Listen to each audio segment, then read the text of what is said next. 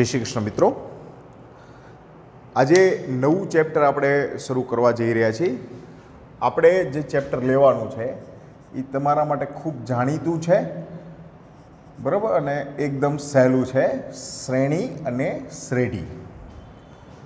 10મા ધોરણની અંદર આપણે સમાંતર શ્રેણી એક એવું ચેપ્ટર ભણ્યા હતા। આ શ્રેણી ખરી, પણ આપણને ચોક્કસથી કીધું નથી કે આ સમાંતર છે કે શું છે। समांतर श्रेणी भणवानी छे, उपरांत एक अहींया नवी श्रेणी छे समगुणोत्तर श्रेणी, बराबर। आ चेप्टरनी अंदर आपणे बे श्रेणीनो अभ्यास करशुं मुख्यत्वे, एक समांतर श्रेणी अने बीजू समगुणोत्तर श्रेणी, बराबर। जे समांतर श्रेणी छे ए 10મા ધોરણની અંદર તમે જે ભણ્યા છો એ જ આખે આખું પુનરાવર્તન છે। અહીંયા શ્રેણીનો મતલબ શું? જો જનરલ શ્રેણીની કોઈ પણ વાત કરો તો તમે એવું કહી શકો કે કોઈ એક સંખ્યામાં ચોક્કસ સંખ્યા ઉમેરીને અથવા તો કોઈ નિશ્ચિત સંબંધ ધરાવતી સંખ્યા ઉમેરીને એક શૃંખલા મળે આંકડાઓની, જેને શ્રેણી કહેવાય। દાખલા તરીકે કોઈ એક શ્રેણી છે, આ કોઈ શ્રેણીનું નામ નથી। દાખલા તરીકે પહેલો 1 છે, પછી 3 છે, 6 છે, 10 છે, 15 છે, આ 21, આ એક શ્રેણી જ છે। હવે દરેકની અંદર ઉમેરાતી સંખ્યા તમે જુઓ તો પહેલી સંખ્યા અને બીજી સંખ્યામાં 2 ઉમેરે છે, પછી 3 ઉમેરે છે, પછી 4 ઉમેરે છે, પછી 5 ઉમેરે છે, અને આ રીતે ક્રમશઃ આગળ આવે છે। આ એક શ્રેણી જ છે। આવું જ ગુણાકારમાં પણ હોઈ શકે। દાખલા તરીકે એવું પણ હોઈ શકે 1 1 2 3 5 8 13। આ શ્રેણીની અંદર પહેલી સંખ્યા વત્તા બીજી સંખ્યાથી ત્રીજી સંખ્યા મળે। પહેલા પહેલી સંખ્યા એમ જેમ છે એટલે એમને 1 + 1 2, પછી 3 મેળવવા માટે આગળની બે સંખ્યા 2 + 1 કર્યા, 5 3 + 2 8, 5 + 3 13, 8 + 5, હવે કઈ આવશે? કયો જોઈ? 21। તો આ શ્રેણી છે। શ્રેણીનો મતલબ સમાંતર શ્રેણી નથી, બરાબર। તો જે શરૂઆતનું છે એ 9.1 એની અંદર આપણને એક સિમ્પલ વસ્તુ આપેલી છે કે અમુક શ્રેણી આપી દીધેલી છે, જેના વ્યાપક સ્વરૂપ અથવા તો ધોરણ 10ની ભાષામાં કહીએ તો શ્રેણી સૂત્ર મળેલા છે, અને એના ઉપરથી આપણે શ્રેણીના પદ મેળવવાના છે, બરાબર। પહેલો દાખલો જે છે એમાં તમને એવું કીધું છે an બરાબર n n+2। આ એક શ્રેણીનું nમું પદ અથવા તો વ્યાપક સૂત્ર અથવા શ્રેણી સૂત્ર છે। પ્રથમ 5 પદ લખવાના છે। તો જો હું n ની જગ્યાએ 1 મૂકું એટલે પહેલું પદ મળે a1, તો 1 1 + 2 2 + 1 3 એટલે પહેલું પદ આવ્યું મારા માટે 3। a2 એટલે બીજું પદ, n બરાબર 2 મૂકું છું તો 2 + 2 4 4 2 8। a3 3 3 + 2 3 ને 2 5 5 તેરી 15। a4 n ની જગ્યાએ 4 4 + 2 32। a5 5 5 + 2 બરાબર કેટલા થશે? સોરી, અહીંયા આવશે 24, મારી ભૂલ છે, મેં ગુણાકાર કરી નાખ્યો હતો, 35। હવે જો આ 5 પદ થયા તો શ્રેણી કઈ રીતે બનશે? 3 8 15 24 35 આવી રીતે છે। હવે ધ્યાનથી જુઓ તો આના એક સાથે બીજા સંબંધ આમ જનરલી દેખાય નહીં આપણને, બરાબર। 3 + 5 8 થાય, પછી 7 છે, પછી 9 છે, પછી 11 છે। એટલે દરેકની અંદર આપણે કેટલા ઉમેરીએ છીએ? ક્રમશઃ એકી સંખ્યા ઉમેરી। 3 + 5, 5 પછીની એકી સંખ્યા 7 થઈ, 8 + 7। તો આ એક શ્રેણી જ કહેવાય। હા, સમાંતર શ્રેણી નથી, પણ શ્રેણી કહી શકો। સેકન્ડ એમાં જે આપેલું છે એક્ઝામ્પલ આપણને, બીજો પ્રશ્નમાં તમને એવું કીધું છે an = n/n+1, બરાબર। તો ફર્સ્ટ 5 પદ મેળવવા છે તો પહેલું પદ આવશે a1, A1 એનની જગ્યાએ 1 એટલે 1, 1 વત્તા 1 એટલે આ આવશે 1/2. બહુ જ સિમ્પલ દાખલા છો, આવો તો 8મા ધોરણના વિદ્યાર્થીને પણ આવડે. A2 એનની જગ્યાએ 2 મૂકો તો 2 વત્તા 1, 2/3. A3 એનની જગ્યાએ 3 મૂકો, 3 વત્તા 1, 3/4. A4 એનની જગ્યાએ 4 મૂકો, 4/5.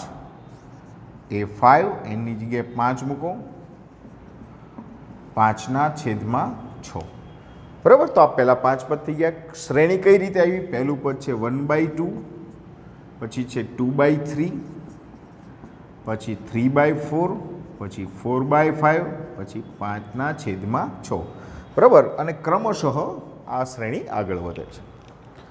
થર્ડ ક્વેશ્ચન એમાં જે આપેલો છે, ત્રીજી જે n પદનું કીધું છે તો એમાં an is equal two 2n કીધું. આ તો ખૂબ સહેલું આપણા માટે. બરાબર, A1 2/1 બરાબર 2, A2 2/2 બરાબર 4, A3 2/3 બરાબર 8, A4 2/4 બરાબર 16, A5 2/5 બરાબર 32. તો આ શ્રેણી આપણને શું મળશે? 2, 4, 8, 16, 32 અને આગળ વધે છે. આ સમગુણોત્તર શ્રેણી છે. આના વિશે આપણે ડિટેલમાં ભણવાનું છે, પણ અત્યારે માત્ર આ શ્રેણીની ચર્ચા કરી છે મેં. ક્લિયર? ફોર્થ એક્ઝામ્પલ બાજુ જઈએ આપણે. જે ચોથો એક્ઝામ્પલ છે એ શું છે? ચોથો એક્ઝામ્પલમાં આપણને કીધું છે an, nમું પદ છે 2n - 3/6.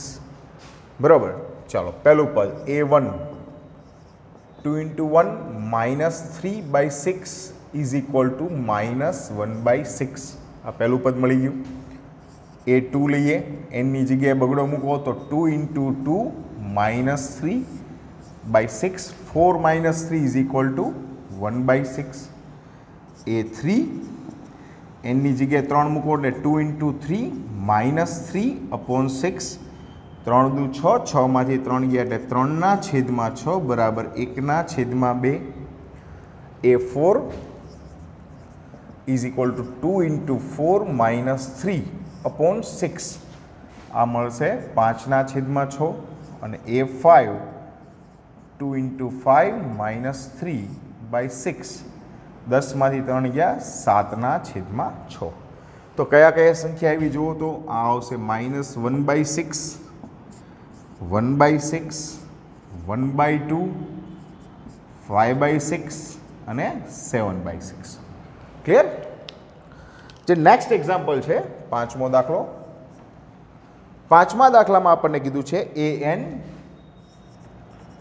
Is equal to -1 raise to n -1 into 5 raise to n + 1. આ રીતની રકમ છે.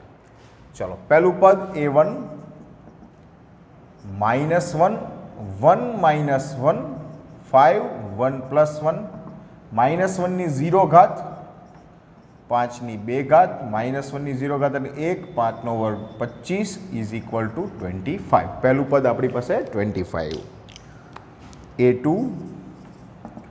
ઘેટું નહીં, A2 -1 n is equal two 2 - 1, 5 is equal two 2 + 1. હવે -1ની 1 ઘાત એટલે એ -1 જ રહેશે અને 5ની 3 ઘાત થશે. આ આવશે -1 ઇન્ટુ 125 ઇઝ ઇક્વલ ટુ -125. ત્યારબાદ A3 -1 nની જગ્યાએ 3 મૂકો એટલે 3 - 1, 5 રેઝ ટુ 3 + 1. આ આવશે -1ની 2 ઘાત, 5ની 4 ઘાત. -1ની 2 ઘાત એટલે +1, 5ની 4 ઘાત 625. તો આપણી પાસે આવશે 625. A4 -1 રેઝ ટુ 4 - 1 અને 5 રેઝ ટુ 4 + 1.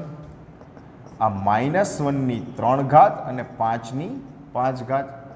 -1 ની 3 ઘાત એટલે -1, 5 ની 5 ઘાત થશે 3125. તો A4 is equal to -3125. A5 -1 raise to 5 -1 into 5 raise to 5 plus 1. તો આ આવશે -1 ની 4 ઘાત અને 5 ની 6 ઘાત. -1 ની 4 ઘાત એટલે +1, 5 ની 6 ઘાત એટલે હજી આને 5 વડે ગુણીએ તો આપણે 5 ગુણ્યા 5 25, 5 દુ 10 ને 2 12, વધી પડી 1, 5 એકા 5 ને 1 6, 5 તેરી 15, 15625. આ તમારું A5 આવ્યું. તો શ્રેણી કઈ થઈ? પહેલું પદ આવ્યું છે 25, પછી શું આવ્યું? -125, પછી શું આવ્યું? 625, પછી આવ્યું -3125 અને +15625 ને આ રીતે આગળ વધે છે. ક્લિયર? હવે મિત્રો છઠ્ઠો દાખલો છે એ તમારી જાતે ગણવાનો છે. હું 7મો કરાવું છું. જે 7મો એક્ઝામ્પલ છે એની અંદર તમને એવું કીધું છે કે nમું પદ આપેલ છે, એના આધારે જે પદ તમને કહ્યા હોય એ શોધવાના છે. મૂળ બધા પદ 1 થી 5 પદ નથી શોધવાના, બરાબર? ફર્સ્ટ એક્ઝામ્પલ 7માં એવું કીધું છે કે an is equal two 4n - 3. Okay, હવે જે તમારે શોધવાના જે બે પદ કીધા છે, એક છે A17 અને એક છે A24. A17 અને A24 આપણે મેળવવાના છે. એટલે 17મું પદ મેળવવું છે, 24મું પદ. ચાલો 17મા પદ માટે n ની જગ્યાએ 17 મૂકી એટલે 4 × 17 - 3, 68 - 3 ઇઝ ઇક્વલ ટુ 65. આ 17મું પદ. 24મું પદ A24, 4 × 24 - 3, 96 - 3 ઇઝ ઇક્વલ ટુ 93. એટલે આ બે પદ મળી ગયા. એમાં 8મો દાખલો આપણને એવું કીધું છે an is equal two n² upon 2n, જ્યાં A7 એક જ પદ મેળવવાનું છે આપણે. ચાલો A7 એની જગ્યાએ 7 મૂકો એટલે 7નો વર્ગ છેદમાં 2⁷. 7નો વર્ગ આવશે 49. 2 ની 7 ઘાત કરો એટલે 2 × 2 × 2 × 2 × 2 × 2 × 2, 2 દુ 4 દુ 8 દુ 16 દુ 32 દુ 64 દુ 128, 3 3 6 ને 1 7 ઘાત. આ આવશે 128. બરાબર? તો આ આપણો 8મો દાખલો. આ તો બહુ સહેલા દાખલા છે. તમે આમ જોવા જાઓ તો આ બધા દાખલા તમારા માટે ખૂબ ઇઝી અને ખૂબ મજા આવે એવા છે. 9મો દાખલો જે છે, 9મા દાખલામાં આપણને કંઈક આવું કીધું છે કે તમારી પાસે nમું પદ છે એ an -1 raise to n -1 into n³ અને તમારે એક પદ શોધવાનું છે 9મું પદ. બરાબર? આ મારા કોમ્પ્યુટરની અંદર તમારી ટેક્સ્ટ બુક છે, એમાંથી હું રકમ લખું છું. A9 9મું પદ. તો -1 n ની જગ્યાએ 9 મૂકો એટલે 9 - 1, 9નો ઘન. આ આવશે -1 રેઝ ટુ 8 અને 9નો ઘન. 9નો ઘન એટલે 81 × 9 કરો એટલે આ તમને મળશે 729. કોઈ પણ માઇનસને બેકી સંખ્યામાં ઘાત હોય એ પ્લસ જ થઈ જાય અને એકની ગમે એટલી ઘાત કરો 1, તો આ તમારો આન્સર આવ્યો 729. ત્યારબાદ 10મો દાખલો જોઈએ આપણે. 10મા દાખલાની અંદર કીધું છે an is equal two n n-1 upon n+3 અને તમારે લેવાનું છે A20 20મું પદ શોધવાનું છે. બરાબર? ચાલો A20 is equal two 20 20-1 upon 20+3. આ આવશે 20 × 19 છેદમાં 23. 19 દુ 38 એટલે આ થઈ ગયા 380/23. આ તમારું 20મા પદનું મૂલ્ય આવી ગયું. ક્લિયર? નેક્સ્ટ એક્ઝામ્પલ 11માંથી 13મા દાખલા સુધી પ્રથમ 5 પદ શોધો અને સંબંધિત શ્રેઢી મેળવો. બરાબર, ચાલો સૌથી પહેલા 11મા દાખલાની વાત કરીએ. 11મો દાખલો એવું કહે છે કે a1 = 3. પહેલું પદ તમને આપી દીધેલું છે. n > 1 માટે તમારી પાસે શ્રેણીનું સૂત્ર છે an 3an-1 + 2. 5 પદ શોધવાના છે. હવે જો પહેલું પદ તમને આપી દીધેલું છે એટલે બાકીના 4 પદ આપણે શોધવાના છે. બરાબર, n = 2 લઈએ. n > 1 માટે વાત છે. ચાલો a2 3 a n ની જગ્યાએ 2 - 1 + 2. જો આ a ગુણ્યા 2 નથી. બરાબર, a2 = 3 2 - 1 = a1 + 2. a1 = 3 આપી દીધેલા છે તો આ 3 × 3 + 2 તો a2 = 11 આવ્યા. ઓકે, ચાલો હવે a3 માટે વાત કરીએ આપણે. a3 તો 3 a 3 - 1 + 2 આ a2 + 2 a2 = 11 + 2 આ આવશે 35. આ આવ્યું a3. બરાબર, નેક્સ્ટ લઈએ a4. a4નું સૂત્ર માટે આપણે n ની જગ્યાએ 4 મૂકી તો પહેલાં તગડો a4 - 1 + 2 3 a4 4 - 1 = a3 + 2. a3 એટલે ત્રીજું પદ. ત્રીજું પદ આપણી પાસે આવ્યું 35 તો 3 × 35 + 2 એટલે આ મને મળશે 107. બરાબર, શું આવ્યું છે? આ a4 આવ્યું આપણા માટે. બરાબર, હવે a5 લઈએ. n ની જગ્યાએ 5 મૂકો એટલે 3a5 - 1 + 2 3a4 + 2 3a4 = મને મળ્યું છે 107 + 2 આ આવશે 321 + 2 = 323. આવ્યું a5. બરાબર, હવે આપણે શ્રેઢી એટલે શું છે? આ પદોનો સરવાળો. દાખલા તરીકે પહેલું પદ છે શું છે?